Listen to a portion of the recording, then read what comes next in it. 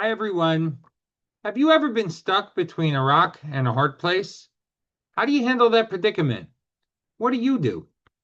My mother seems to always have the answer for these and most life dilemma questions. She likes to remind me and my siblings to always use your head. And as kids, we received the warning, use your head, and we would often joke about how to use your head to handle difficulties like how to find lost kitchen implements. Do you know your head can spread butter on toast? To drive a car, I guess you're supposed to use your head to steer when you're holding your snack and coffee in your hands and the like. But joking aside, I guess you use your head to handle life dilemmas craftily. And after approaching life as described in Parshas Vayetze, you use your head when you're between a rock and a hard place. Yaakov Avinu seems to be between rocks and hard places often in this week's parsha. At the beginning of the parsha, as he flees Beersheba and Esav, who was kind of set on killing him, Yaakov finds himself in the place Vayifka Makom, and he surrounds himself with rocks and he goes to sleep. Actually, he doesn't surround himself, but rather, as the Torah notes, Vayosem Mirash Osav, he surrounds his head with the rocks to protect himself, notes Rashi, from wild animals. Now, we might stop and ask, if Yaakov was worried about being attacked, why only protect his head? Wasn't he afraid that the animals could attack his body as well? Why only the concern about his head? And also, did he not think that wild animals would be able to pounce atop the stones and attack his head too? So what did he gain by putting the rocks around his head? And why did he need so many rocks, especially when later these rocks would just fuse themselves together into one, and that would be enough? But that's not the only time that Yaakov confronts the rock in our parsha. Indeed, when getting into Haran, Yaakov confronts another rock and a hard place when he meets the shepherds at the well and sees the beautiful Rachel, his cousin and future wife, and wants to introduce himself to her. Again, the shepherds note that they cannot water their flocks until they collectively remove the rock that covers the well, get the necessary waters, and then return the rock to its place. Yaakov, finding himself between the rock and the hard place, removes the stone on his own. And why does the Torah need us to know this whole entire episode? The entire moving the stone and putting it back thing. He went to the well, he met Rachel, and let's continue. Why the stress on the rock again? And even 20 years later, after his work is done with Lavan, after a torturous separation, Yaakov, using his head, establishes a treaty with Lavan that neither side will interfere with the other. The marker is identified in our parsha again as what? A pile of stones that Lavan calls the Agar Sahadusa and Yaakov calls Galeed. What is it about stones that make them so essential to Yaakov and Parshas Vayetze? And what does it have to do with using your head? I believe that life presents us with many rocks and hard places. Stones can threaten to break our bones, and boulders can stand in our way. But the trick to handling the places and predicaments we find ourselves in is, not surprising to my mother, using our heads. You know, there's a famous story whose origin and source I'm just frankly not aware of, but its message rings tall and proud.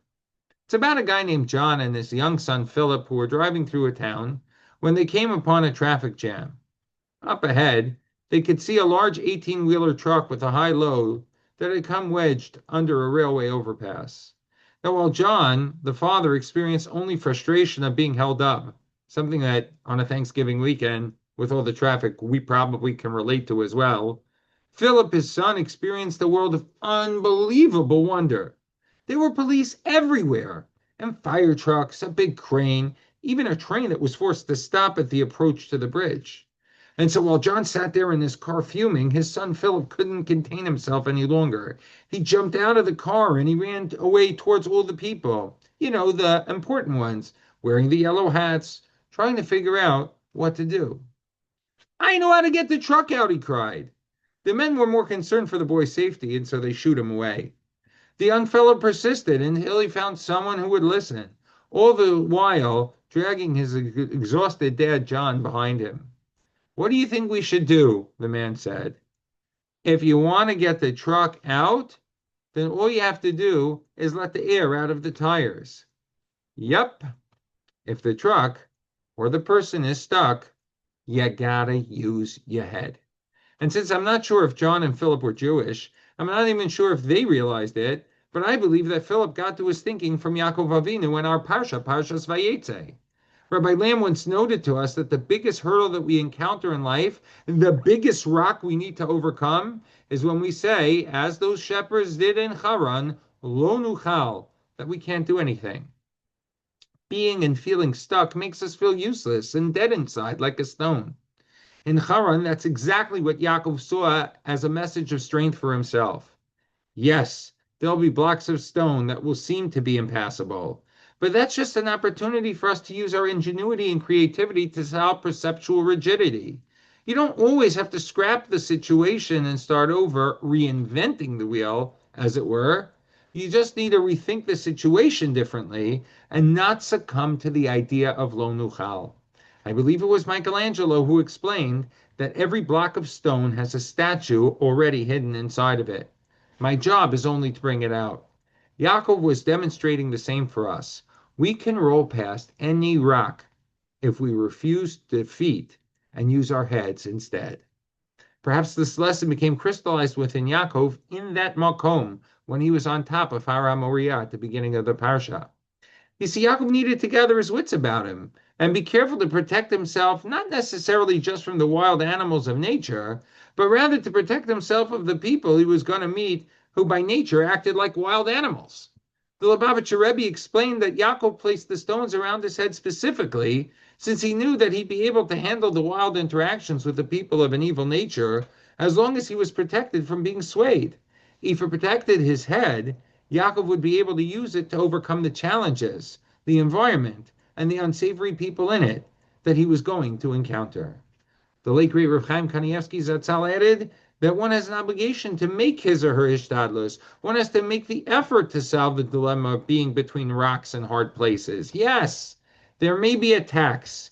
Yes, it might not be easy, but one can never allow himself or herself to say lo nuchal. That never works. And what's the effort that's supposed to help us when we're between a rock and a hard place? Using my head, I believe it's in the stones around the head. You see, the Chasam Sofer notes that the stones that Yaakov surrounded himself with are references to the different midos of a person. When atop Har HaMoriah, Yaakov's different midos fought with one another, each maintaining that it was the defining midah that Yaakov could rely upon to define his life. Alas, Hashem solved the dilemma of the dueling midos by fusing them together into a single unit, a new way of a person's looking at his or her own makeup, in order to best interact with the world in the way that Hashem expects of us, the challenges and the good parts as well. And where did this fusion happen? Mirash Osav, underneath Yaakov's head, the rock guiding the head to think a little bit differently.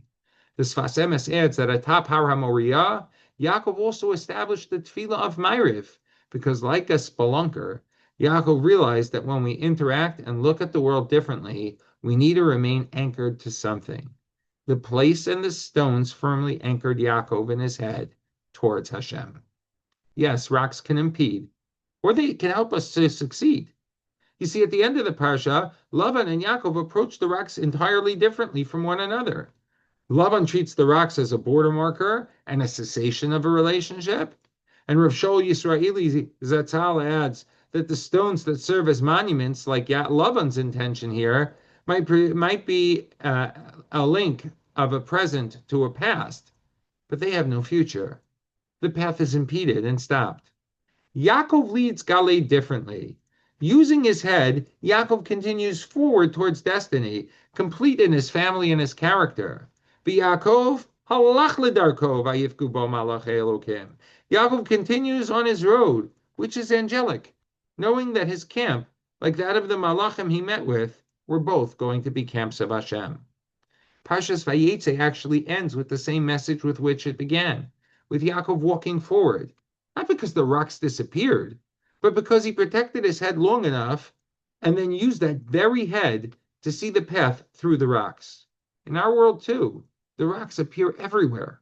The pressures, the anxieties, the difficult people, the confusing values. We, too, get to choose how we respond to our obstacles. Do they become monuments to frustration or stepping stones to growth? Yaakov showed us the way. Think with clarity, act with effort, fuse your midos, and then take the next step. In other words, use your heads, our thinking, our Torah clarity, our midos. When we do, and we don't give up, we discover that those very obstacles have less power than we thought. Yeah, sometimes we're stuck between a rock and a hard place. And when we are, our job is to think and to be bolder. Wishing you and yours a Shabbat Shalom and a Shabbat Shalom to all.